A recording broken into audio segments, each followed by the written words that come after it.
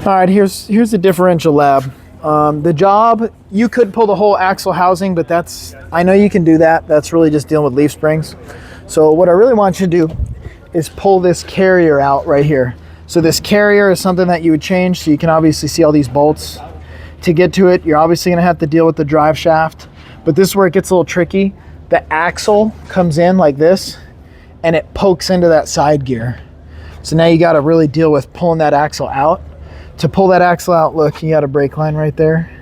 So you're gonna have to end up bleeding the brakes by the time you're done, but that's okay.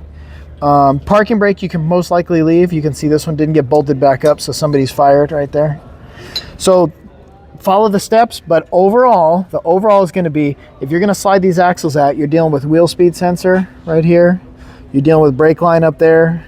You're dealing with just giving yourself some slack on the parking brake. You could probably pull just one brake line, right? Because if you unbolt this, you can let this slack out one way, but it can't go both directions. So probably one brake line, slide that out, and then you'll have to drain the fluid, and then you have to put the fluid back in when you get it in.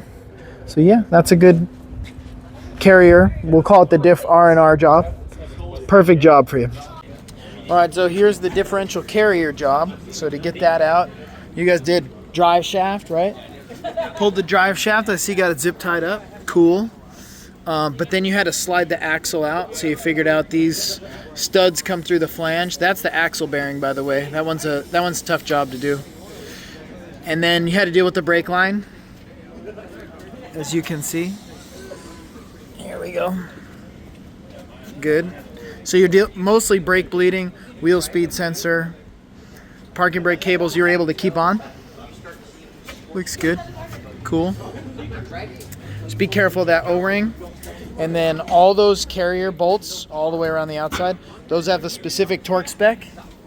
And then you guys got to, if you're going to do the job, you normally change this gasket. So for lab practice, I'm okay with reusing it, but if you're doing it for a customer, that's getting a new gasket right there. Some of them come with FIPG, but the gasket's nicer. So otherwise, would you say it was very difficult? All right, well, we'll get it back in there then.